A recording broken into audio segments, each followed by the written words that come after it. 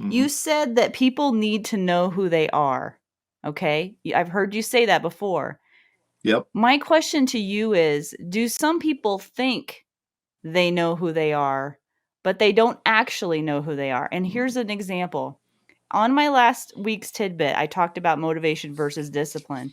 And I told all of you guys that I used to think I was the type of person that did something, burnt out, fell off the horse, got motivated again, tried again, burnt out. And it was like this vicious cycle that kept going on. And I realized that wasn't who I was. Because I had had success in other areas of my life, I started analyzing that and realized what I was lacking was discipline in that particular area, not motivation. So, how much of the time do you think people, I mean, when you say know who you are, what's the process to know who you are? You got to take some metrics. You've got to take some data in to know who you are. So As a like, shooter or as a like yeah, what kind of context are you talking here? Any it context. does. It doesn't really matter. Okay. So if I want to lift weights, then I need to understand what I'm good at and what I'm poor at. If I'm an athlete, I need to understand it. But let's take shooting because it's really simple, and that's what kind of program we're in. Mhm. Shooting. Here's the one that people don't want to know who they are. The timer blinks my mind. It means you don't They want to say know the who you are. timer blanks my mind. Yeah, it's the neuralizer. It takes all my thoughts away. I don't want to be timed. What they're saying is I don't want to know who I am. I don't want to actually know what it is. I want to keep this idea that it's better than it is. Or I Mm, don't want to shoot a bullseye and I don't want to be scored. Or I don't want to go to a competition because I might fail. And these are all the areas where you're starting to realize you're not who you think you are. And I'll tell you, as a fight coach, this happened quite a time.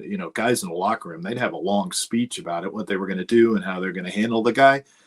But we both knew it wasn't true. And then we would see mm, who it was in a fight. And I had a guy who he only won about 50% of the time. And he had really good coaching from not just me, but from other coaches too. But he would always borrow the other guy's strategy because it had to be mhm. better than his own. And he'd like to show him he's better at that strategy, though the other guy had practiced on it. So, you collect stuff that you realize you don't want to do. And so, like, I use a timer a lot in class, and I use bullseyes, and I use scoring, and I do man versus man, woman versus man competitions, and all those things. And I look for people when they say, this makes me uncomfortable. I'm like, all right, now we're starting to see who you are. Mhm. Psychologically, we tend to either make decisions too hastily, and that means that we're addicted to the sensation of going ahead and doing something, or we take too long.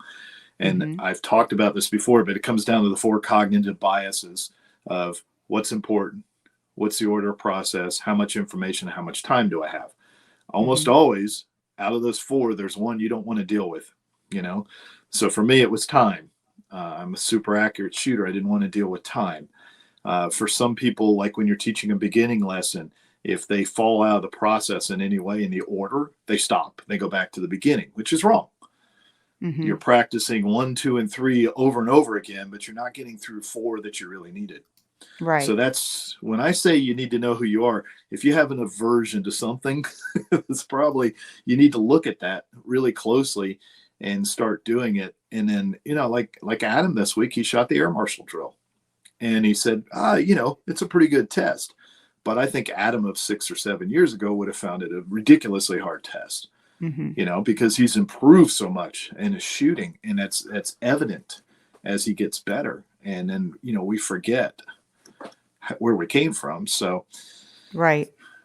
we're all starting something, what's the four Yeah. processes of learning?